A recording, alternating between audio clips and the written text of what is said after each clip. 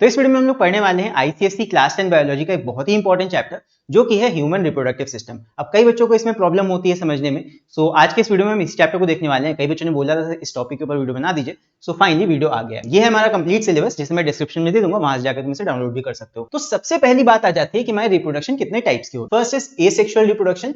इसमें सिर्फ एक पेरेंट की रिक्वायरमेंट होती है एंड जो तुम्हारा ऑफस्प्रिंग होगा सेम एकदम पेरेंट के जैसा होगा। सबसे बेस्ट एग्जांपल हाइड्रा का होता है। इसके बारे में पिछले क्लास में तुम पढ़ चुके हो ऑलरेडी। दैट हाइड्रा में क्या होती है, बडिंग। तो उसमें से एक बड निकल के आती है जिसमें से तुम्हें धीरे धीरे दिखेगा एक नया हाइड्रा निकल के आ जाता है और एंड में तुम्हें सेम पेरेंट के जैसा एक और ऑफस्प्रिंग हाइड्रा मिल जाता है। यहाँ पे दोनों ही आइडेंटिकल होंगे, there will be no variation, difference नहीं होगा बिकॉज सेम पेरेंट से निकला है। और वहीं पे हम बात करें सेक्सुअल रिप्रोडक्शन की, तो यहाँ पे दो पेरेंट्स इन्वॉल्व होते हैं। दो पेरेंट से दो गैमीट्स होंगे, एक पेरेंट से एक गैमीट, सेकंड पेरेंट से सेकंड टाइप का गैमीट, दोनों मीट करते हैं और एक ऑफस्प्रिंग यहाँ पे तैयार हो जाता है। अब यहाँ पे क्योंकि दो पेरेंट्स इन्वॉल्व है तो वेरिएशंस होंगे भाई, कुछ कैरेक्टरिस्टिक एक पेरेंट से आएंगी, सेकंड कैरेक्टरिस्टिक दूसरे पेरेंट से आएंगी एंड वो मीट होके ऑफस्प्रिंग हमारा कुछ नए तरीके का ही बनके तैयार होगा। और अगर हम बात करें ह्यूमन बीइंग्स की, तो हमारे अंदर भी सेक्सुअल रिप्रोडक्शन ही होता है। सबसे बेस्ट एग्जांपल तुम खुद हो, तुम्हारे पेरेंट्स से निकल के तुम आए हो, राइट? सबसे बेस्ट एग्जांपल। सो बात करते हैं ह्यूमन रिप्रोडक्शन की। सो रिप्रोडक्शन का डेफिनेशन काफी ज्यादा इंपॉर्टेंट है। Reproduction is the process of new individual bisexual और asexual means which can repeat the process in their own terms। मतलब रिप्रोडक्शन का मतलब क्या है? सिंपल, देखो यहाँ पे वर्ड को देख लो। रिप्रोडक्शन, री का मतलब रिपीट करना वही चीज बार बार, प्रोडक्शन वही चीज बार बार प्रोड्यूस करना। तो इसी कंटिन्यूअस प्रोसेस को हम क्या बोलते हैं? रिप्रोडक्शन। एंड ह्यूमंस में होता है तो ह्यूमन रिप्रोडक्शन हो गया। यहाँ पे तुम एग्जांपल देख सकते हो, एक बच्चा होता है धीरे धीरे बड़ा होता है, अभी लड़कों के साथ भी होगा लड़कियों के साथ भी होगा। एंड वहीं पे अपने पेरेंट्स को अगर तुम देखोगे तो उन्होंने तुम्हें बर्थ दिया, तुम बड़े हो गए, फिर तुम्हारी भी फैमिली होगी और यही चीज आगे भी चलती रहेगी। तो यही है ह्यूमन रिप्रोडक्शन। तो अब हम इसके बारे में टेक्निकलिटीज जानने वाले हैं कि ये कैसे काम करते हैं। देखो रिप्रोडक्शन इन ह्यूमंस के लिए तुम्हें दो चीजें समझनी है। यहाँ पे कुछ प्राइमरी रिप्रोडक्टिव पार्ट्स होते हैं हमारी बॉडी में और कुछ एसेसरी रिप्रोडक्टिव पार्ट्स होते हैं। तो यहाँ पे अगर हम बात करें प्राइमरी रिप्रोडक्टिव पार्ट्स की, तो ये वो होते हैं जिनमें हमारे गैमीट्स बनते हैं और इनको हम क्या बोलते हैं? गोनाड्स। गोनाड्स मतलब वो फैक्ट्री या वो पार्ट्स हैं जहां पे हमारे मेन गैमीट्स बनेंगे, राइट? तो मेल्स में क्या होते हैं? टेस्टिस एंड ओवरीज होती हैं फीमेल्स में। यहाँ पे ही तुम्हारे गैमीट्स फॉर्म होते हैं। अब यहाँ पे हम बात करें एसेसरी पार्ट्स की। एसेसरी पार्ट्स वो होंगे जहां पे तुम्हारे गैमीट्स प्रोड्यूस तो नहीं होते लेकिन ये उनके ट्रांसफर में हेल्प करते हैं। जहां पे गैमीट्स बनेंगे, जैसे मान लो फॉर एग्जांपल रियल लाइफ में भाई फैक्ट्री में कोई सामान बन रहा है, अब उसको फैक्ट्री से दूसरी जगह तक ले जाने के लिए तुम्हें ट्रक्स का यूज करना पड़ेगा, राइट? तो वही चीज तुम समझ सकते हो। These are structures which help in the transfer and meeting of gametes. ये क्या होते हैं? These are accessory reproductive parts. अब इसके अंदर क्या हो जाते हैं? डक्ट्स आ जाती हैं, मतलब वेसल्स होंगी, डक्ट्स होंगी और साथ में ग्लैंड्स भी होते हैं जो हेल्प करते हैं इस चीज में। तो ये एसेसरी रिप्रोडक्टिव पार्ट्स हो जाते हैं। तो चलो बढ़ते हैं आगे। अब यहाँ पे हम बात कर लेते हैं मेल रिप्रोडक्टिव सिस्टम। देखो दो टाइप के रिप्रोडक्टिव सिस्टम है, एक मेल्स में होगा एक फीमेल्स में होगा। दोनों के बारे में पहले समझ लेते हैं, फिर उसके बाद हम बात करते हैं इनके मैकेनिज्म की। तो सबसे पहले हम देखेंगे मेल रिप्रोडक्टिव सिस्टम। अब यहाँ पे डायग्राम मैंने ये वाला लिया है, बुक में हो सकता है तुम्हें साइड व्यू दिया हो इस तरह, ठीक है? साइड व्यू से समझ में नहीं आएगा इसलिए मैंने फ्रंट व्यू वाला डायग्राम लिया है और अगर एग्जाम में आएगा तो इसी तरह लेबल करने के लिए आएगा मेल रिप्रोडक्टिव सिस्टम। यहाँ पे कुछ इंपॉर्टेंट पार्ट्स हैं। सबसे पहला तो आ जाता है हमारा टेस्टिस। टेस्टिस इंपॉर्टेंट क्यों है? बिकॉज ये है फैक्ट्री, स्पर्म फैक्ट्री। यहाँ पे ही तुम्हारे मेल गैमीट्स बनते हैं। अगर लेबल करने के लिए आएगा so these are your testis. यहाँ पे मेल गैमीट्स फॉर्म होते हैं। अब बात करते हैं सेकंड पार्ट की, दैट इज वास डिफरेंस। तो ये है स्पर्म डक्ट। मतलब यहाँ पे जो स्पर्म्स बन रहे हैं टेस्टिस में, इनको कैरी करके कौन लेके जाएगा? स्पर्म डक्ट और वास डिफरेंस। बेसिकली एक डक्ट है या पाइप है।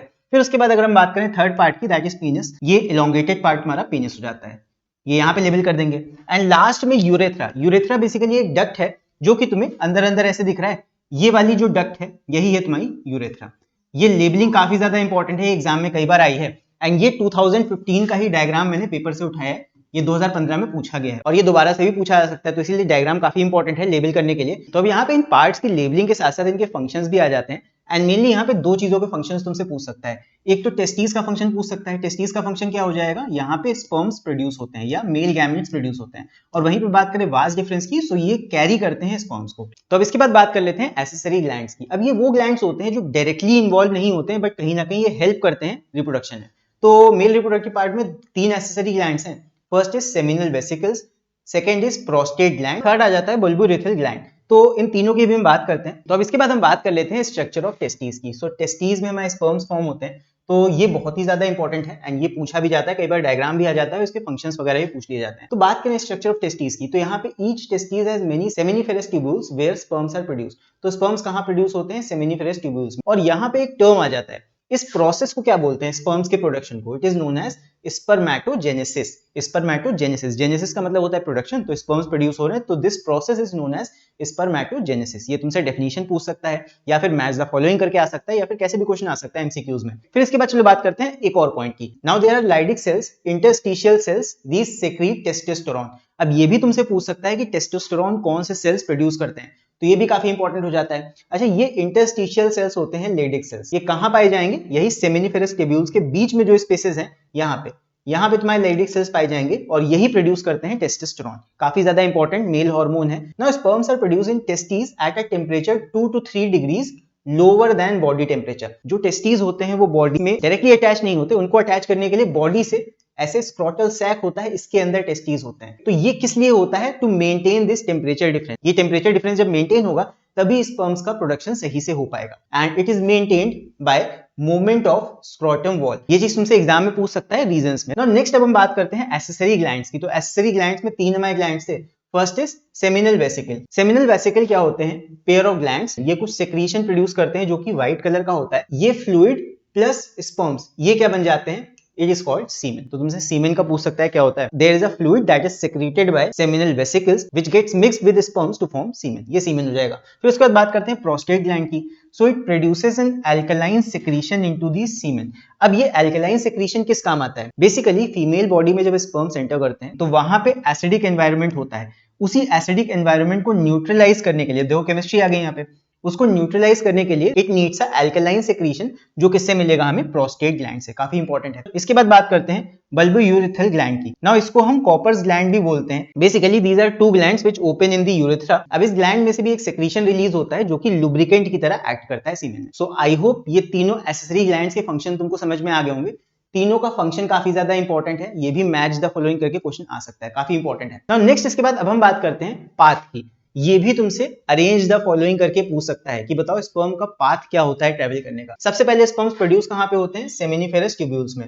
देन उसके बाद में वो कहां पे जाते हैं? फिर डायडेमिस में जाएंगे। उसके बाद फिर वो वास्ट डिफरेंस से ट्रेवल करते हुए आगे बढ़ते हैं और फिर यूरेथ्रा में एंटर कर जाते हैं, टुवर्ड्स द पेनिस वो ट्रेवल करते हैं। तो ये तुम्हारा टोटल पाथ है स्पर्म्स का। यहाँ पे प्रोड्यूस होंगे स्पर्म, उसके बाद स्टोर कहां पे होंगे? एपिडिडिमिस में। उसके बाद वास्ट डिफरेंस से ट्रैवल करते हुए ये निकल जाएंगे यूरेथ्रा की तरफ। काफी इंपॉर्टेंट है, हो सकता है अरेंज द फॉलोइंग में करके पूछ लिया जाए। अब इसके बाद बात करते हैं functions of male reproductive parts की। तो टेस्टिस का फंक्शन क्या है? दे प्रोड्यूस स्पर्म, सिंपल है। वास्ट डिफरेंस का फंक्शन क्या है? They carry the sperms. फिर उसके बाद अगर बात करें पीनिस की, तो it is used for transferring sperms into the female body. Then उसके बाद यूरेथ्रा की बात करें तो बेसिकली पीनिस के अंदर एक डक्ट होती है, that is known as urethra. It carries the sperms. चलो आगे बढ़ते हैं। नाउ नेक्स्ट अब हम बात करते हैं फीमेल रिप्रोडक्टिव सिस्टम। अब यहाँ पे male and female reproductive parts में सबसे बड़ा डिफरेंस ये होता है कि जो मेल के रिप्रोडक्टिव पार्ट्स होते हैं वो तो आउटर बॉडी में, एक्सटीरियर पार्ट में हमें दिख जाते हैं, बट जो फीमेल रिप्रोडक्टिव पार्ट्स होते हैं वो हमें इंटरनली बॉडी के अंदर देखने को मिलते हैं। तो ये इंटरनल स्ट्रक्चर है फीमेल रिप्रोडक्टिव सिस्टम का। अब यहाँ पे सबसे इंपॉर्टेंट पार्ट है वो है ओवरीज। क्यों? बिकॉज ये प्रोड्यूस करती हैं एग्स। जो एग सेल्स होते हैं वो यहीं पे प्रोड्यूस होते हैं इनसाइड ओवरीज। ये ओवरी हैं। अब इसी के अंदर एग सेल्स बनेंगे। एग सेल्स यहाँ पे बन के तैयार होना है। एग सेल्स तो तैयार हो गए, लेकिन ये एग सेल्स पहुंचेंगे कैसे मेन सिस्टम तक? सो इनको पहुंचाने के लिए होती हैं फैलोपियन ट्यूब्स, जिनको हम ओविडक्ट्स भी कहते हैं। देखो जहां जहां डक्ट आएगा, डक्ट का मतलब सिंपल होता है पाइप। एक पाइप है बेसिकली जो कि फैलोपियन ट्यूब्स कहलाती है, जो क्या करेगी? ओवरी में एग्स बन रहे हैं, इन एग्स को यहां से कैच करके यूट्रस तक पहुंचाएगी, बिकॉज सारा का सारा काम यूट्रस के अंदर होना है। फिर इसके बाद नेक्स्ट हम बात करते हैं यूट्रस की। सो यूट्रस क्या है? यूट्रस बेसिकली एक मेन साइट है, एक जगह है जहां पे तुम्हारा बेबी डेवलप करता है। यहीं पे तुम्हारा इम्प्लांटेशन होगा, यहीं पे आके एम्ब्रियो स्टक करेगा। उसके बाद में सारा का सारा बेबी ग्रोथ कहां पे होता है? यूट्रस में। ठीक है, 9 महीने बच्चा इसी में रहता है। फिर इसके बाद बात करें वेजाइना की। So it is the site of entrance of sperm. These are the important parts. अब यहाँ पे सबसे इंपॉर्टेंट पार्ट कौन सा हो जाएगा? ऑब्वियसली ओवरी, बिकॉज अगर एग्स ही नहीं प्रोड्यूस होंगे फीमेल बॉडी में तो कैसे रिप्रोडक्शन होगा? सिंपल सी चीज है। नाउ नेक्स्ट इसके बाद अब हम बात करते हैं the functions of female reproductive system की। फंक्शंस मैंने ऑलरेडी बता दिए हैं। ओवरीज में एग्स का प्रोडक्शन होगा। अब यहाँ पे एक चीज समझ लो, कभी कभी एक्स लिखा होता है और कभी कभी यहाँ पे ओवा लिखा होता है। तो बेसिकली होता क्या है? ओवरीज में एक्स डायरेक्टली नहीं प्रोड्यूस होते हैं, यहाँ पे फॉलिकल होता है। फॉलिकल मतलब एक आउटर कवरिंग होती है इस तरह, जिसको बोलते हैं फॉलिकल। ये कई बार तुम्हें देखने को मिलेगा, फॉलिकल। अब इस कवरिंग के अंदर एक छोटा सा ऐसे सेल होता है जिसको बोला जाता है ओवा और एग सेल। ये तुम्हारा एग सेल है, यही जाके फर्टिलाइज करेगा और यही तुम्हारा फीमेल गैमीट होता है। So follicle is the outer covering, जो अंदर तुम्हारा प्रेजेंट होता है दैट इज द ओवा और egg cell. Now follicle cells produce ova. तो मेन गैमीट हमारा एग सेल या ओवा है। नाउ अब यहाँ पे ओवरीज का एक और काम भी होता है, वो होता है हार्मोन्स का प्रोडक्शन। यहाँ पे एस्ट्रोजन एंड प्रोजेस्टेरोन दो हार्मोन्स भी बनते हैं, ये भी इसका फंक्शन हो गया। तो काफी इंपॉर्टेंट है ओवरीज, ये तुमसे पूछ सकता है एग्जाम में। फिर इसके बाद नेक्स्ट फैलोपियन ट्यूब्स का फंक्शन क्या हो जाएगा, दे ट्रांसपोर्ट ओवा इनटू यूट्रस। अब एग सेल्स को ओवरी से यूट्रस तक कौन लेके आएगा, फैलोपियन ट्यूब्स। नेक्स्ट बात करते हैं यूट्रस की। So it protects and nourishes growing embryo. Embryo की सारी ग्रोथ कहाँ पे होती है, यूट्रस के अंदर। फिर उसके बाद vagina, it receives the sperm. Next हम बात करते हैं ओवरीज की। ओवरीज का फंक्शन काफी ज्यादा इंपॉर्टेंट है और इसका डायग्राम भी एग्जाम में पूछा जा सकता है। तो ओवरीज का प्राइमरी काम होता है production of eggs. They produce eggs. And eggs कैसे प्रोड्यूस होते हैं, देखो दो ओवरीज होती हैं, एक तुम्हारी लेफ्ट ओवरी होती है और एक तुम्हारी राइट ओवरी होती है। होता क्या है कि ऑल्टरनेट मंथ, एक मंथ अगर एग इसमें प्रोड्यूस होगा तो अगले मंथ एग इसमें प्रोड्यूस होगा। इस तरह एक एक महीने का गैप होता है। Now one egg matures in each ovary every alternate month. एक मंथ यहां प्रोड्यूस हुआ, अगले मंथ इसमें एक प्रोड्यूस होगा, फिर अगले मंथ इस वाली ओवरी में प्रोड्यूस होगा। इस तरह ऑल्टरनेट साइकिल चलता रहता है। Now a mature egg is in a cellular sac is called follicle. ये जस्ट अभी मैंने बताया कि जो एग तुम्हारा बनता है वो एक सैक से या फिर कवरिंग से कवर्ड होता है, जिसको बोलते हैं फॉलिकल। अब यहाँ पे ओजेनेसिस एक प्रोसेस है। जितनी भी ये मैंने ब्लू कलर से अंडरलाइन की है, ये सारे के सारे टर्म बहुत इंपॉर्टेंट है। हो सकता है ये एमसीक्यूज में तुमसे पूछ लिया जाए या फिर मैच द फॉलोइंग या फिर डेफिनेशंस इनकी पूछ ली जाए। अब जैसे स्पर्मेटोजेनेसिस क्या थी, स्पर्म का प्रोडक्शन, उसी तरह ओजेनेसिस क्या हो जाएगी, एग सेल्स का production. Is the process in which the ova producing cells give rise to the mature ovum. Ova producing cells मतलब कि एग प्रोड्यूसिंग सेल्स जब मेच्योर होंगे और वो फाइनली एक मेच्योर ओवम प्रोड्यूस करेंगे, this whole process is known as oogenesis. तो basically egg का प्रोडक्शन, इस प्रोसेस को हम क्या बोलेंगे, oogenesis. Now next is ovulation. Ovulation क्या होता है, देखो अभी मैंने तुम्हें बताया कि फॉलिकल के अंदर हमारा ओवा प्रेजेंट होता है। जैसे मान लो ये तुम्हारा फॉलिकल है शुरुआत में, अब ये धीरे धीरे ग्रो करेगा। यहाँ पे तुम्हें दिख रहा है ये आउटर कवरिंग हो गई एंड ये सेंटर में तुम्हारा एग सेल प्रेजेंट है। फिर ये और बड़ा होगा।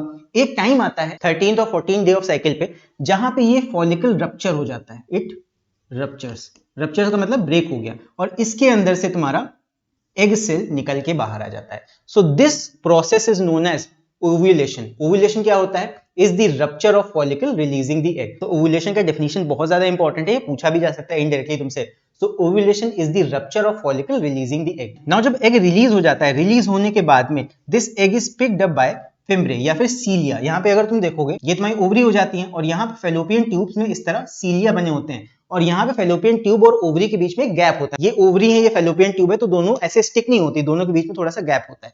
जब इस ओवरी में एग सेल्स प्रोड्यूस होंगे तो ये पिक किए जाते हैं इस फेलोपियन ट्यूब के सीलिया या ये फाइबर्स के द्वारा, जिनको हम फिम्ब्रे भी बोलते हैं। अब ये फाइबर्स क्या करेंगे, ये सीलिया क्या करेंगे, इस एग को पिक कर लेंगे और ओविडक्ट में ऐसे खींच लेंगे अपनी तरफ और कहां तक पहुंचा देंगे, तो ये ओवा को यूट्रस तक पहुंचाने का काम करते हैं। इसके बाद the remnant of follicle persist for some time to convert into a yellow mass. काफी इंपॉर्टेंट पॉइंट है। देखो जब यहाँ पे फॉलिकल रप्चर होगा तो ये फॉलिकल रप्चर होने के बाद में जो ये रेमिनेंट है ये कुछ टाइम तक यहाँ पे रहता है और ये रेमिनेंट कन्वर्ट हो जाता है इनटू दिस येलो मास, जिसको हम बोलते हैं कॉर्पस ल्यूटियम। यहाँ पे देखो मेंशन है, this yellow mass is known as corpus luteum. अब ये इंपॉर्टेंट क्यों है, ये तुम्हारा एमसीक्यू के लिए बहुत इंपॉर्टेंट है या शॉर्ट क्वेश्चंस के लिए बहुत इंपॉर्टेंट है। इट सेक्रीट्स टू हार्मोन्स, कौन कौन से, एस्ट्रोजन एंड प्रोजेस्टेरोन। इन दो हार्मोन्स का नाम तुम इस पूरे चैप्टर में पढ़ोगे। ये फीमेल हार्मोन्स होते हैं, फीमेल बॉडी में प्रोड्यूस होते हैं। एक तो ओवरीज प्रोड्यूस करती हैं, ठीक है, और दूसरा तुम्हारा ये जो येलो कॉर्पस ल्यूटियम है ये प्रोड्यूस करता है एस्ट्रोजन एंड प्रोजेस्टेरोन। ये क्या है, ये फॉलिकल का रेमिनेंट है। जब तुम्हारा फॉलिकल रप्चर होता है, एक को रिलीज करता है, तो ये जो बचा हुआ हिस्सा यहाँ पे देखा मैंने डायग्राम में अच्छे से दिखाया हुआ है, ये जो फॉलिकल का रेमिनेंट वाला पार्ट है, बचा हुआ हिस्सा कवरिंग का, ये बाद में कन्वर्ट हो जाता है येलो मास में, जिसको बोला जाता है कॉर्पस ल्यूटियम। और इसका काम क्या होता है, फंक्शन क्या होता है, इट सेक्रीट्स टू हार्मोन्स, बहुत ही इंपॉर्टेंट हार्मोन्स हैं फीमेल बॉडी के, एस्ट्रोजन एंड प्रोजेस्टेरोन। इनका काम क्या होता है अभी हम आगे देखेंगे। सो आई होप ये सारी चीजें हम लोग को अच्छे समझ में आई होंगी। चलो बढ़ते हैं आगे। नेक्स्ट इसके बाद अब हम बात करते हैं मेंस्ट्रुअल साइकिल। अब मेंस्ट्रुअल साइकिल को तुम ऐसे समझ सकते हो कि हमारी बॉडी कुछ इस तरह डेवलप हुई है कि फीमेल्स के अंदर एक साइकिल चलता है हर मंथ, उसी को बोला जाता है मेंस्ट्रुअल साइकिल। मींस एग वहां पे बनता है, एग अगर फर्टिलाइज नहीं होता है तो वो एग कैसे बॉडी से एग्जिट आउट करेगा, इस पूरे साइकिल को हम क्या बोलते हैं, मेंस्ट्रुअल साइकिल। अब सबसे पहले क्या होता है, the period of menstrual cycle is 28 days. अभी 28 डेज फिक्स नहीं होता सबके लिए, ये थोड़ा बहुत वेरी कर सकता है। नाउ मेंस्ट्रुअल फेज, सबसे पहला फेज होता है मेंस्ट्रुअल फेज का, जो कि 3 to 5 डेज चलता है। इसमें शेडिंग ऑफ ब्लड होता है, रप्चरिंग ऑफ एंडोमेट्रियम होता है। ये काफी ज्यादा इंपॉर्टेंट पॉइंट है। देखो होता क्या है कि यहाँ पे जो यूट्रस है इसके अंदर एक लाइनिंग होती है, यूट्रस लाइनिंग, एंड इसी को हम क्या बोलते हैं, एंडोमेट्रियम। इन नॉर्मल केस जब कोई फीमेल प्रेग्नेंट नहीं है तो हर मंथ क्या होता है, ये जो एंडोमेट्रियम है ये रप्चर हो जाता है एंड यही रप्चर होके वजाइना के थ्रू एग्जिट आउट कर जाता है इन the form of bleeding. 3 to 5 day हमारा ब्लीडिंग वाला फेज चलता है जिसको हम मेंस्ट्रुअल फेज भी कहते हैं। Next is follicular phase. Now follicular phase क्या है? फॉलिकल का मतलब एक वहां पे ग्रो होगा। सो जिस टाइम फॉलिकल ग्रो करेगा साइज में, इसको बोलते हैं फॉलिकल पीरियड। अब ये तुम्हारा लगभग 5th डे है, तो 5th to 13th डे चल सकता है, आगे पीछे हो सकता है 1-2 दिन, बट 5th to 13 डे हम कह सकते हैं कि फॉलिकल हमारा ग्रो कर रहा है। फॉलिकल पहले इतना रहेगा, फिर इतना होगा, फिर इतना होगा, और फिर उसके बाद में एक ऐसा टाइम आएगा जहां पे बाहर की ये लेयर रप्चर कर जाएगी और एग हमारा रिलीज हो जाएगा इसमें से। नाउ नेक्स्ट, इसके बाद अगला हमारा होता है ओव्यूलेटरी फेज। ओव्यूलेशन मैंने बताया था, जब फॉलिकल रप्चर होगा, इसके अंदर से एक सेल रिलीज होगा, इसको बोलते हैं ओव्यूलेशन। तो ओव्यूलेशन हमारा एक दिन होगा जिस दिन हमारा फॉलिकल रप्चर होगा एंड उसमें से एग रिलीज होगा। It is on 13th day और 14th day of the menstrual cycle. Next इसके बाद लास्ट होता है ल्यूटियल फेज। अब ये तुम्हारा 15 to 28 डे लास्ट डे तक चलता है। इसमें क्या होगा? इसमें यूट्रस लाइनिंग थिक होती है, यही जो मैंने एंडोमेट्रियम बताई थी, यही लाइनिंग थिक होती रहेगी 15 to 28 डेज तक। And in case a female doesn't get pregnant, तो उस केस में क्या होगा? अगेन ये शेड होगी एंड अगेन ये पूरा साइकिल फिर से रिपीट होगा एवरी मंथ। ये हर मंथ होता है। एंड इन केस अगर एक फीमेल प्रेग्नेंट हो जाती है तो फिर ये साइकिल वहीं पे ब्रेक हो जाएगा, एंडोमेट्रियम शेड नहीं होगा या रप्चर नहीं होगा। तो ये तुम्हारा मेंस्ट्रुअल साइकिल है नॉर्मल केस में। सो ल्यूटियल फेज में सबसे इंपॉर्टेंट चीज क्या है? दैट यूट्रस लाइनिंग यहाँ पे थिकन हो जाती है। एंड सेकंड चीज क्या होगी? जो एम्प्टी फॉलिकल्स हमारे बच रहे थे, they get converted into corpus luteum, जो येलो कलर का मास था। और ये कॉर्पस ल्यूटियम क्या करता है? It produces hormones. These are hormone producing tissues. तो आई होप ये सारी चीजें तुम लोग को समझ में आई होंगी मेंस्ट्रुअल साइकिल के बारे में। तो नेक्स्ट अभी इसके बाद हम समझते हैं मेल एंड फीमेल गैमीट्स के बारे में।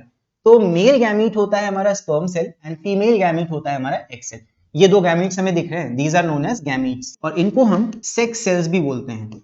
सेक्स सेल्स और गैमीट्स। अब यहाँ पे देखो, ये तुम्हारा स्पर्म है and this is an egg. अब यहाँ पे कुछ कैरेक्टरिस्टिक्स हैं स्पर्म के बारे में, ये हम पढ़ लेते हैं। एग सेल देखो सिंपल होता है, बेसिकली एक सेल है जहाँ पे एक न्यूक्लियस है, और यहाँ पे लेबलिंग गलत होगी, this is not cytoplasm, this is nucleus. अब देखो स्पर्म देखने में कुछ ऐसा लगता है, इसका एक हेड पार्ट होता है, it is also called acrosome. काफी इंपॉर्टेंट पॉइंट है, जो स्पर्म का हेड होता है it is known as acrosome. It is the top of the head of the sperm. It secretes an enzyme hyaluronidases, इसका नाम थोड़ा सा अलग है, which facilitates entry of sperm into the egg by dissolving the wall of ovum। काफी important इसका function होता है। यहाँ पे जो तुम्हें हेड दिख रहा है, इसका टॉप पार्ट ये होता है एक्रोसोम। ये एक ऐसा एंजाइम या ऐसा केमिकल रिलीज करता है जब ये एग में एंटर करता है। मान लो ये हेड यहाँ पे आया और इसने जब एंटर करेगा तो यहाँ पे इस एंजाइम की वजह से जो सेल का वॉल है ये इसमें एंटर कर पाता है। सो इस एक्रोसोम का काफी ज्यादा इंपॉर्टेंट फंक्शन है। अगर ये नहीं होगा तो स्पर्म कभी भी मीट ही नहीं कर पाएगा तुम्हारे एग सेल से। अब इसके बाद बात आ जाती है कि स्पर्म सेल यहाँ तक पहुंचेगा कैसे। तो इसके लिए क्या होता है, इसका जो मिड रीजन तुम्हें यहाँ पे दिख रहा है, mid piece, this mid piece provide energy in the form of ATP, और जिसकी वजह से ये लास्ट पोर्शन जो तुम्हें इसका टेल दिख रहा है, ये टेल क्या करती है? मूव करती है, ऐसे घूमती रहेगी और ये आगे की तरफ ऐसे मूव करता जाएगा। अब जैसे ही ये स्पर्म सेल और एग सेल मिलते हैं तब क्या होता है, अभी इसको समझते हैं। तो अब जैसे ही एक स्पर्म सेल और एग सेल मीट करते हैं, वहां पे क्या होता है? It causes fertilization. So fertilization क्या है? सिंपल है, डेफिनेशन काफी ज्यादा इंपॉर्टेंट है इसका। द फ्यूजन मतलब meet of the male gamete sperm and the female gamete ovum to form a zygote. जब एक मेल गैमीट और फीमेल गैमीट मीट करते हैं तो वहां पे क्या फॉर्म होता है? Zygote. And this process is called fertilisation. तो male gamete female gamete meet करेंगे to form a zygote and this whole process is known as fertilisation. यहाँ पे देख सकते हो भाई, एक्रोसोम ने क्या किया? एक सेल की वॉल को ऐसे भेद के अंदर चला गया, और जब एग यहाँ पे टेल फिर डिटैच हो जाती है, टेल अलग चली जाएगी, और जैसे ही ये हेड एक बार एंटर कर जाता है, ये टेल यहाँ से डिटैच हो जाती है, यहाँ से हट जाएगी, ब्रेक हो जाती है यहाँ से। अब इसके बाद इस स्पर्म सेल में एक्स क्रोमोसोम गया है या फिर वाई क्रोमोसोम गया है, उसके अकॉर्डिंग जेंडर डिसाइड होता है। यानी कि जो मेल गैमीट है वही डिसाइड कर रहा है कि यहाँ पे चाइल्ड बॉय होगा या गर्ल होगी। तो एक तरह से हम कह सकते हैं कि जो जेंडर डिसीजन होता है वो मेल गैमीट के ऊपर ही डिसाइड होता है। अगर एक्स होगा तो गर्ल हो जाएगी, अगर वाई होगा तो बॉय हो जाएगा। सिंपल, इसका तुम बना के भी देख सकते हो। देखो मेल में एक्स और वाई दोनों तरह के हो सकते हैं, और फीमेल में सिर्फ एक्स एक्स प्रेजेंट होते हैं। तो अगर यहाँ पे हम इसका पनेट स्क्वायर बना के देखें तो एक केस एक्स एक्स बनता है, सेकंड केस एक्स एक्स, फिर यहाँ पे एक्स वाई बन जाएगा और यहाँ पे एक्स वाई बन जाएगा। सो 50% is the case of a girl and 50% is the case of boy. तो दोनों इक्वल होता है। एंड ये सारा का सारा किसमें? ये मेल गैमीट डिसाइड करता है, यानी कि स्पर्म डिसाइड करता है। ये मेल गैमीट डिसाइड करता है, यानी कि इस स्पर्म में 23rd क्रोमोसोम एक्स वाला है कि वाई वाला है, यही डिसाइड करेगा कि जेंडर हमारा मेल होगा या फीमेल होगा। चलो आगे बढ़ते हैं इसके बाद। नाउ नेक्स्ट, इसके बाद अब हम बात करते हैं इम्प्लांटेशन की। नाउ सब कुछ हो गया, यहाँ पे एग और स्पर्म मीट भी कर गए। मीट करने के बाद में अगला प्रोसेस क्या होता है इसको हम समझते हैं। तो यहाँ पे हमने फर्टिलाइजेशन तो समझ लिया। फर्टिलाइजेशन क्या था? जब एक सेल और स्पर्म सेल मीट करेंगे तो वहां पे क्या फॉर्म होगा, जाइगोट फॉर्म होगा। यानी कि यहाँ पे तुम डायग्राम में देख सकते हो जाइगोट हमारा फॉर्म हो गया। अब जाइगोट के फॉर्म होने के बाद अगला स्टेप क्या होता है, चलो इसको समझते हैं। यहाँ से देखो, the fertilized egg zygote starts dividing into 2, 4, 8 cells and so on. Means यहाँ पे जो जाइगोट है ये रुका नहीं रहेगा, बिकॉज सेल डिवीजन इसमें कंटिन्यूअसली होता रहेगा और ये डिवाइड करता जाएगा। ये जाइगोट है मान लो, ये डिवाइड करेगा 2 में, उसके बाद 2 से फिर ये और डिवाइड करेगा किसमें, 4 सेल्स में, 4 सेल्स हो जाएंगे, 4 से 8, 8 से 16, इस तरह कंटिन्यूअसली डिवाइड करता रहेगा। कब तक डिवाइड करेगा, so now by the time it reaches the uterus, जब तक ये फैलोपियन ट्यूब से होता हुआ यूट्रस में आएगा तब तक क्या हो चुका होगा, it already forms a small hollow ball of numerous cells called blastocyst. ये जितने टर्म्स यहाँ पे है काफी ज्यादा इंपॉर्टेंट है। सबसे पहले फर्टिलाइजेशन हुआ, क्या बना, जाइगोट बना। अब जाइगोट फैलोपियन ट्यूब से यूट्रस की तरफ जाएगा और जब तक ये यूट्रस तक पहुंचेगा तब तक ये एक हॉलो बॉल में कन्वर्ट हो जाएगा। हॉलो बॉल स्ट्रक्चर मतलब सेंटर से हॉलो है, किनारे किनारे सारे इसमें न्यूमरस सेल्स हैं, and this is known as blastocyst. So अब यहाँ पे ब्लास्टोसिस्ट बन गया, ये क्या है, एक हॉलो बॉल है। Now this blastocyst gets fixed to the wall of uterus और एंडोमेट्रियम। अभी मैंने बताया था कि यूट्रस में एक थिक लाइनिंग होती है और इसी लाइनिंग के ऊपर आके ये ब्लास्टोसिस्ट ऐसे स्टिक कर जाता है। इसी प्रोसेस को हम क्या बोलते हैं, इम्प्लांटेशन। देखो ऊपर डेफिनेशन मैंने दिया हुआ है यहाँ पे, that the fixing of blastocyst to the wall of uterus or endometrium, this process is called implantation। implantation जैसे हम पेड़ लगाते हैं जमीन में, सेम वही चीज तुम समझ लो। यहाँ पे जब ब्लास्टोसिस्ट जो कि क्या है, जाइगोट से ट्रांसफॉर्म होकर बना है, ब्लास्टोसिस्ट एक हॉलो बॉल शेप स्ट्रक्चर है, ये जब यूट्रस में आके फिक्स हो जाएगा, इस फिक्सेशन को क्या बोलते हैं, इम्प्लांटेशन। इम्प्लांटेशन यानी कि सिंपल क्या है कि ब्लास्टोसिस्ट आके फिक्स हो गया है आगे यूट्रस में। सो अब इस इम्प्लांटेशन के बाद में अगला स्टेप हमारा आ जाता है एम्ब्रियो फेज का। सो एम्ब्रियो क्या है, a growing egg after fertilization. Fertilization हो चुका है, उसके बाद में यहाँ पे ब्लास्टोसिस्ट फिक्स भी हो गया है, उसके बाद का जो फेज होता है उसको हम बोलते हैं embryo phase, until the main parts of the body and internal organs have started to take shape। मतलब जब तक ये ब्लास्टोसिस्ट ग्रो कर रहा है, सेल डिवाइड कर रहा है, लेकिन इसमें कोई ह्यूमन जैसा शेप नहीं दिख रहा है, तब तक इसको हम क्या बोलते हैं, एम्ब्रियो।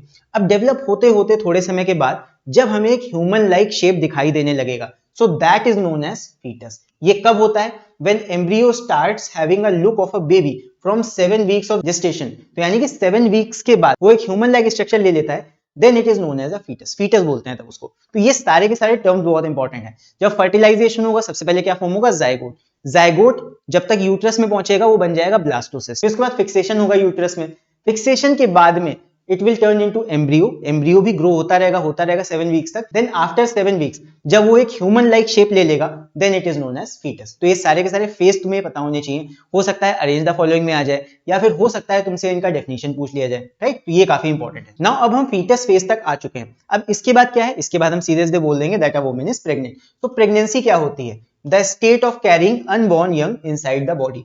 सो जब एक अनबॉर्न चाइल्ड एक फीमेल बॉडी के अंदर प्रेजेंट है, so that state is known as pregnancy. Simple है। सो आई होप ये सारी चीजें तुम्हें अच्छे समझ में आ गई होंगी। ये सारे के सारे फेजेस एंड इम्प्लांटेशन क्या होता है ये यहाँ पे हमने देख लिया है। सो इसके बाद नेक्स्ट हम बात करते हैं about amnion and amniotic fluid की। इसके ऊपर भी कई बार क्वेश्चन आ जाता है एग्जाम में। सो जब इम्प्लांटेशन होता है, इम्प्लांटेशन किसका होगा, ब्लास्टोसिस्ट का, उसी समय it develops a number of extra embryonic membranes to protect the developing embryo and provide with nutrition। मतलब क्या है, जब यहाँ पे implantation हो रहा होगा उसी समय ये extra embryonic membranes develop हो जाते हैं to protect the embryo and to provide it with nutrition। एक होता है amnion। एमनियन क्या है, इसके डेफिनेशन काफी ज्यादा इंपॉर्टेंट है, इसलिए पता होनी चाहिए। सो एमनियन यहाँ पे तुम देख सकते हो, डायग्राम में मैंने मेंशन किया है। यहाँ पे चाइल्ड के इर्द गिर्द एक सैक या फिर एक कवरिंग टाइप की तुम्हें दिख रही है। So amnion is a sac which develops the embryo. इसी के अंदर तुम्हारा एम्ब्रियो डेवलप होता है। नेक्स्ट इसके बाद बात करते हैं एमनियोटिक फ्लूइड की। इसी सैक के अंदर एमनियोटिक फ्लूइड प्रेजेंट होता है, यहाँ पे बेबी के चारों तरफ, और इस सैक के अंदर यहाँ पे तुम्हें फ्लूइड दिख रहा है, दिस इज एमनियोटिक फ्लूइड। अब इस एमनियोटिक फ्लूइड के भी कई काम होते हैं, जैसे कि it protects the embryo from physical damage. जब फीमेल रन करेगी या कोई एक्सरसाइज करेगी या मान लो चल भी रही है, चाइल्ड पे उसका धक्का ना लगे, इससे बचाता है ये amniotic fluid. Also it keeps an even pressure. ये चारों तरफ का जो प्रेशर है उसको इवन बना के रखता है। And it also allows foetus some restricted movement. तो अब यहाँ पे इसी एमनियोटिक फ्लूइड की वजह से, बिकॉज यहाँ पे फ्लूइड प्रेजेंट है, ये थोड़ा बहुत रेस्ट्रिक्टेड टाइप का मूवमेंट कर सकता है इसके अंदर। और एक और भी फंक्शन होता है इस एमनियोटिक फ्लूइड का, दैट इज बेबी को इस एमनियन से स्टिक होने से भी रोकता है। तो ये कुछ यहाँ पे इंपॉर्टेंट फंक्शंस है एमनियोटिक फ्लूइड के। पहली चीज तो प्रोटेक्ट करेगा, इवन प्रेशर बना के रखेगा, और ये फीटस को अलाउ भी करेगा कुछ मूवमेंट करने के लिए। नेक्स्ट इसके बाद अब हम बात करते हैं प्लेसेंटा की। इसका भी फंक्शन काफी इंपॉर्टेंट है, ये भी कई बार एग्जाम में पूछा गया है। What is placenta. एंड इसका रोल क्या होता है? सो द ग्रोइंग एम्ब्रियो और the foetus needs food and oxygen. It also excretes nitrogenous waste and carbon dioxide. तो जब एक बेबी ग्रो करता है तो उसे भी ग्रो करने के लिए या जीने के लिए ऑक्सीजन की रिक्वायरमेंट होगी एंड साथ साथ न्यूट्रिशन की भी रिक्वायरमेंट होगी एंड उसके अलावा उसकी बॉडी से कुछ वेस्ट प्रोडक्ट्स बाहर आएंगे जैसे कि गैसेस हो गई या वेस्ट मटेरियल हो गया, तो यहाँ पे इसको रिमूव करना भी जरूरी है। सो यही सारा का सारा प्रोसेस जो एक्सचेंज ऑफ मटेरियल्स है, यहाँ पे तुम्हें दिख रहा होगा प्लेसेंटा है, यहाँ पे जो एक्सचेंज ऑफ मटेरियल्स है, कुछ मटेरियल बेबी की बॉडी से बाहर जाएगा वुमेन की बॉडी की तरफ और कुछ मटेरियल वुमेन बॉडी से जाएगा बेबी की बॉडी की तरफ। So all this exchange is done by placenta. Placenta की मदद से ही हो पाता है। So placenta is a disc like structure attached to the uterine wall. यहाँ पे यूट्राइन वॉल है यहाँ पे और इसी से अटैच होता है तुम्हारा प्लेसेंटा। सो प्लेसेंटा से तुम्हें ये कॉर्ड दिख रहा होगा, इसी कॉर्ड को हम क्या बोलते हैं? This cord is known as umbilical cord. जैसे ही बेबी का बर्थ हो जाता है इस अम्बिलिकल कॉर्ड को बाद में कट कर दिया जाता है after delivery. Now a cord containing blood vessels connects the placenta with the fetus. It is called umbilical cord. काफी इंपॉर्टेंट है। प्लेसेंटा को बेबी से कनेक्ट करने वाले कॉर्ड को ही हम अम्बिलिकल कॉर्ड बोलते हैं। इसके अलावा प्लेसेंटा का एक और भी रोल होता है। Placenta also acts as an endocrine gland. It produces estrogen and progesterone. तो प्लेसेंटा एक एंडोक्राइन ग्लैंड की तरह भी बिहेव करता है, ये इसका स्पेशल फंक्शन हो गया। सो दो काम है प्लेसेंटा के। पहली बात तो exchange of materials between the child's and the mother's body and also ये एक एंडोक्राइन ग्लैंड की तरह बिहेव करेगा, यानी कि प्लेसेंटा यहाँ पे दो हार्मोन्स प्रोड्यूस करेगा, एक एस्ट्रोजन एंड दूसरा प्रोजेस्टेरोन। अब इन दो हार्मोन्स के नाम तुम पूरे चैप्टर में सुनते आओगे बिकॉज ये काफी इंपॉर्टेंट होते हैं फीमेल रिप्रोडक्टिव सिस्टम में। चलो नेक्स्ट अब हम बात कर लेते हैं बेबी के बर्थ की। इसको एक और नाम से भी बोलते हैं जिसको बोलते हैं parturition. Now, the full term of the development of embryo in the uterus is called gestation. तो gestation क्या होता है? gestation मतलब जब बेबी फुल ग्रो कर जाए। It is of 280 days. 9 months का कहते हैं बट एक्जैक्टली 9 मंथ्स नहीं होता, 280 डेज का होता है। तुमसे एमसीक्यूज में या फिल इन द ब्लैंक्स में या किसी भी फॉर्म में पूछ सकते। जेस्टेशन पीरियड ह्यूमंस में कितना होता है? It is of 280 days. जब बेबी तुम्हारा फुल ग्रो हो जाएगा, कितने दिनों में होगा? 280 डेज में, तब उसकी डिलीवरी हो जाती है। नेक्स्ट इसके बाद इस टर्म को देखते हैं। Parturition is the act of expelling the full term fetus from the mother's uterus at the end of gestation. जब एक full grown fetus या बेबी मदर की बॉडी से बाहर आता है, so this process is known as parturition. अब यहाँ पे एक फैक्ट भी है कि जब भी कोई बेबी बॉर्न होता है या तुमने मूवीज में देखा होगा, टीवी पे देखा होगा, तो जब भी बेबी का बर्थ दिखाया जाता है तो बेबी रोने लगता है। तो ये एक नेचुरल फिनोमेना होता है। It is the natures cleaning process of babies respiratory passage. जब बेबी रोएगा तो उसका रेस्पिरेटरी पैसेज पहले तो एमनियोटिक फ्लूइड के अंदर कैद था, सारा का सारा फ्लूइड भरा हुआ था, तो जब बेबी रोना स्टार्ट करेगा तो उसका सारा का सारा जो फ्लूइड है वो बाहर आ जाएगा और वो खुली हवा में सांस लेने के कैपेबल हो जाएगा। तो आई होप ये भी समझ में आ गया होगा तुम लोग को। नाउ अब हम बात करते हैं एक और इंपॉर्टेंट टॉपिक की, जो कि है रोल ऑफ सेक्स हार्मोन्स। जो हमने हार्मोन्स 3 पढ़े थे। मेल्स में क्या होता है? टेस्टोस्टेरोन, इसका काफी ज्यादा इंपॉर्टेंट रोल होता है। देखो एक चीज तो इंपॉर्टेंट है कि ये हार्मोन कहाँ प्रोड्यूस हो रहा है एंड सेकंड इसका फंक्शन। तो टेस्टोस्टेरोन प्रोड्यूस होता है टेस्टिस के अंदर एंड इसका काम क्या होता है? It stimulates the sperm production of sperm को स्टिमुलेट करता है। अब हम बात करते हैं फीमेल हार्मोन्स की। पहला है एस्ट्रोजन फीमेल्स में। इसका फंक्शन क्या होता है? It builds and prepares the female reproductive system. Second, it thickens the uterine lining. Her menstrual cycle में जो यूट्राइन वॉल होती है, जो एंडोमेट्रियम होती है, उसकी थिकनिंग में ये हेल्प करता है, सपोर्ट करता है। And it also supports egg maturation before ovulation. तो ओव्यूलेशन जब फॉलिकल रप्चर होगा उसके पहले फॉलिकल ग्रो कर रहा है, तो उस ग्रोथ में भी एस्ट्रोजन हेल्प करता है। तो ये काफी सारे फंक्शंस है एस्ट्रोजन के। नाउ सेकंड फीमेल हार्मोन होता है प्रोजेस्टेरोन। ये भी काफी इंपॉर्टेंट है, इसका फंक्शन देख लेते हैं। नाउ आफ्टर ओव्यूलेशन, जब ओव्यूलेशन हो जाएगा, जब एग रिलीज हो जाएगा फॉलिकल के अंदर से, तब उसके बाद में progesterone takes over to sustain the thickened uterine lining and makes the uterus receptive for the fertilized egg। मतलब जब थिकनिंग हो जाती है यूट्राइन वॉल की यानी कि एंडोमेट्रियम की, तब उसको मेंटेन कौन करता है? प्रोजेस्टेरोन। तो ये ओव्यूलेशन के बाद में वर्क करता है एंड ऑल्सो ये सपोर्ट करता है फर्टिलाइज्ड एग को वहां पे आके इंप्लांट होने में and thus it maintains a potential pregnancy. मतलब प्रेगनेंसी में ये हेल्प करेगा, एंडोमेट्रियम को सपोर्ट कर। एंड ऑल्सो इसका एक और भी रोल होता है, ये हो सकता है तुमसे पूछ लिया जाए, दैट प्रोजेस्टेरोन ही वो हार्मोन है जिसकी मदद से हम प्रेगनेंसी डिटेक्ट कर सकते हैं। सो प्रेगनेंसी डिटेक्ट करने के लिए यही वाले हार्मोन को हम चेक करते हैं। सो नेक्स्ट अभी हम बात कर लेते हैं अपने चैप्टर के लास्ट टॉपिक की, जो कि है identical and fraternal twins. And अगर सिलेबस में तुम देखोगे तुम्हें सिर्फ इसका मीनिंग देखना है, डिफरेंस देखना है, यही बस तुम्हारे कोर्स में। तो कभी तुमने देखा होगा कि दैट ट्विंस बच्चे एक ही मदर से एक टाइम पे पैदा हो जाते हैं। सो ऐसा कैसे होता है, क्या इसके पीछे रीजन होता है, इसके बारे में जो देखते हैं। सो दो तरह के ट्विंस होते हैं, एक होते हैं फ्रेटर्नल ट्विंस एंड एक होते हैं आइडेंटिकल ट्विंस। तो पहले हम देखते हैं फ्रेटर्नल ट्विंस का मतलब क्या है। तो फ्रेटर्नल ट्विंस तब होते हैं, मतलब वो दो अलग अलग एग से प्रोड्यूस हुए हैं। होता क्या है, कभी कभी एबनॉर्मली ऐसा हो सकता है कि एक साथ फीमेल बॉडी में दो एग्स रिलीज हो गए और ये दोनों अलग दो स्पर्म से फर्टिलाइज भी हो गए, तो एक साथ यूट्रस में दो इम्प्लांटेशन हो जाएंगे। यहाँ पे दो अलग अलग फर्टिलाइज्ड एग्स का रोल होता है। तो जब ऐसा कोई केस होगा तब यहाँ पे हम उनको बोलते हैं फ्रेटर्नल ट्विंस। अच्छा, ऐसे केस में क्या हो सकता है, ये दोनों क्योंकि अलग अलग एग्स हैं और अलग अलग स्पर्म से फ्यूज हुए हैं, यानी कि यहाँ पे ये बॉय हो सकता है, ये भी बॉय हो सकता है, ये बॉय हो सकता है, ये गर्ल हो सकता है, ये गर्ल हो सकता है, ये बॉय हो सकता है दोनों ही गर्ल हो जाएं। तो कोई भी केस पॉसिबल है। तो इस केस में फ्रेटर्नल ट्विंस के केस में दे can be both boys, both girls, one boy and one girl. तीनों केसेस यहाँ पे पॉसिबल है। दोनों भी बॉयज हो सकते हैं, दोनों गर्ल्स भी हो सकती हैं और एक गर्ल और एक बॉय भी हो सकता है। ये चीज कब होगी, जब फ्रेटर्नल ट्विंस होंगे, मतलब कि twins produced from two different eggs. Now this is also called diovular, because दो यहाँ पे ओव्यूल्स हैं, और डायजाइगोटिक ट्विंस, इनको इस नाम से भी बुलाया जाता है। तो नेम काफी इंपॉर्टेंट है, ये नेम्स तुम्हें पूछे जा सकते हैं एग्जाम में किसी दूसरे तरीके से, मैच द फॉलोइंग में आ सकता है। तो फ्रेटर्नल ट्विंस में एक चीज याद रखना, फ्रेटर्नल भाई हैं लेकिन अलग अलग एग से प्रोड्यूस हुए हैं, अलग अलग एग से हैं, तो यहाँ पे फर्टिलाइजेशन भी दोनों का अलग होगा। तो यहाँ पे कई केसेस हो सकते हैं, दोनों बॉयज दोनों गर्ल्स, या फिर एक गर्ल एक बॉय, सारे केस पॉसिबल हैं। नेक्स्ट इसके बाद बात करते हैं आइडेंटिकल ट्विंस की। आइडेंटिकल का मतलब क्या, हर चीज में एक जैसे होना। अब ये कब पॉसिबल होगा, जब ये दोनों प्रोड्यूस होंगे फ्रॉम वन एग। मींस एक एग है वो फर्टिलाइज हुआ, उसके बाद में वही स्प्लिट हो गया दो हिस्सों में, और उसी एक फर्टिलाइज्ड एग से दो अलग अलग यहाँ पे बेबीज डेवलप हो गए।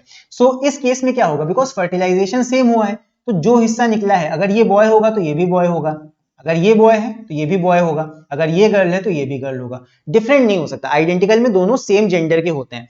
सो they can be both boys और बोथ गर्ल्स। किस केस में, आइडेंटिकल ट्विंस के केस में। आइडेंटिकल ट्विंस कब बनते हैं, जब एक ही एग से दोनों फॉर्म होते हैं। ठीक है, तो ये डिफरेंस है दोनों में।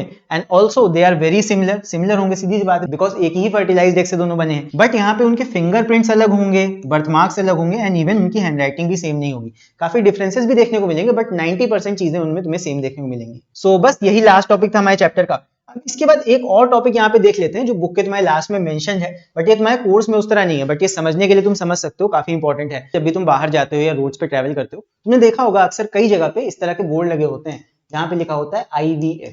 अब इस IVF का मतलब क्या होता है, so IVF technically stands for in vitro fertilization. So basically ये एक ऐसा फर्टिलाइजेशन है जो आउटसाइड दी बॉडी किया जा रहा है, मतलब कि ये नेचुरल तरीका नहीं है कंसीव करने। तो ये कब किया जाता है, ये ऐसे केसेस में किया जाता है या तो मदर की एज काफी ज्यादा हो जाती है, या मदर की बॉडी में कोई प्रॉब्लम है, वो प्रेग्नेंट नहीं हो पा रही है नेचुरल तरीके से, then sometimes the mother are incapable of conceiving for some reason. कोई भी रीजन हो सकता है, एज एक फैक्टर हो सकता है, हेल्थ इश्यूज हो सकते हैं, सिटी में लोगों का लाइफस्टाइल भी ऐसा होगा, सिटी के अब तो गांव भी वैसे ही हो गए हैं। सो अब यहाँ पे लोगों का लाइफस्टाइल ऐसा होगा कि मोस्ट काम हमारा बैठ के ही होता है। तो जब बैठे बैठे आप काम करोगे, एक्सरसाइज करोगे नहीं, तो ना एक्सरसाइज हो रही है बॉडी की, ना ही उसको फूड मिल रहा है ढंग का। तो जब ऐसी सब चीजें हैं तो बॉडी में काफी सारे प्रॉब्लम्स देखने को मिलते हैं। मान लेते हैं ऐसा कोई प्रॉब्लम है, नेचुरल प्रेगनेंसी नहीं पॉसिबल है, उस केस में ये IVF, या फिर इसको एक और नाम से भी जानते हैं टेस्ट ट्यूब बेबी, सेम चीज है। देखो IVF का मतलब है इन विट्रो फर्टिलाइजेशन। अब इंडिया के लोग ये बोल नहीं पाते थे, तो उन्होंने इसका एक नया नाम दे दिया टेस्ट ट्यूब बेबी। इसमें करते क्या है, मैंने तुमको फर्टिलाइजेशन बताया था क्या होता था। फर्टिलाइजेशन में हम एक एग लेते थे, स्पर्म लेते थे, और दोनों ही हमारी बॉडी में मीट कर जाते थे, तो वहीं पे फर्टिलाइजेशन होता था। अब इन विट्रो फर्टिलाइजेशन में, नाम बता रहा है इन विट्रो फर्टिलाइजेशन, मतलब ये आउटसाइड द बॉडी किया जाएगा। इसमें क्या किया जाता है, फीमेल बॉडी से एग्स को कलेक्ट किया जाता है अलग, मेल बॉडी में से, ये मान लो हमारा मेल है, इसका बस इतना ही काम है, इसको स्पर्म देना है, तो इसने स्पर्म दे दिया। फीमेल बॉडी से हमको एग मिल गए, मेल बॉडी से हमें स्पर्म मिल गए। हम दोनों को लेंगे एक पेट्री डिश में या एक ग्लास डिश में, इन दोनों को मीट कराएंगे। उसके बाद जब यहाँ फर्टिलाइजेशन हो जाएगा, यहाँ पे क्या होगा, फर्टिलाइजेशन, दोनों को हमने मीट करा दिया आउटसाइड दी बॉडी। उसके बाद में फर्टिलाइजेशन होगा, इसमें थोड़ी सी ग्रोथ हम कराएंगे टेस्ट ट्यूब में करके, इसीलिए इसको टेस्ट ट्यूब बेबी भी बोलते हैं। टेस्ट ट्यूब में हो सकता है पेट्री डिश में ही उसकी ग्रोथ हो। देन उसके बाद जब इसमें एक पर्टिकुलर ग्रोथ हो जाती है, थोड़ा एक ग्रो कर जाएगा, देन उसके बाद में लास्ट स्टेज आती है इम्प्लांटेशन की। सर्जरी करके इसको इम्प्लांट कर दिया जाता है यूट्रस के अंदर। सो ये पूरा प्रोसेस है टेस्ट ट्यूब बेबी का। तो आजकल ये काफी ज्यादा चल रहा है बाहर, अगर तुम देखोगे कई जगह तुम्हें ये लिखा हुआ देखने को मिल जाएगा। एंड ऐसा इसीलिए है बिकॉज एक्सरसाइजेस कम हो गई हैं, एक्सरसाइज कोई करता नहीं है, ढंग का नहीं मिल रहा। और यहाँ पे एक और रीजन भी होता है कभी कभी, कैरियर ओरिएंटेड वुमेन का। दैट मान लो एक वुमेन को अपना करियर बनाना है। अब होता क्या है कि जैसे जैसे हमारी एज 30 प्लस होती है एंड खासकर फीमेल्स में, तो जो फीमेल बॉडी का प्रेग्नेंट होने का चांस है 30 की एज के बाद में वो धीरे धीरे कम होता जाता है। ये नहीं कह रहा हूँ 30 के जस्ट बाद, लेकिन 30 के बाद वो डिक्लाइन होना शुरू हो जाती है। अब मान लो किसी वुमेन को करियर बनाते बनाते 35 36 की एज हो जाती है, तो उस एज में हो सकता है उसे कंसीव करने में दिक्कत हो, वहां भी ये तरीका यूज किया जा सकता है। सो बस इसी के साथ फाइनली हमारा ये चैप्टर यहाँ पे खत्म होता है। सो आई होप जितनी भी चीजें मैंने इस वीडियो में तुम लोग को बताई हो सारी की सारी तुम्हें अच्छे से समझ में आई होंगी। सो तुम्हें वीडियो कैसा लगा मुझे कमेंट्स में लिख के जरूर बताना, एंड अगर कोई चीज इस चैप्टर में ना समझ में आई हो तो वो भी तुम नीचे कमेंट्स में लिख के पूछ सकते हो। सो फिलहाल के लिए भी इस वीडियो में इतना ही, एंड नेक्स्ट वीडियो तुम लोग किस टॉपिक के ऊपर चाहते हो ये भी तुम नीचे कमेंट्स में लिख के बता सकते हो। सो मिलते हैं अगले वीडियो में, तब तक के लिए take care, see you, bye bye.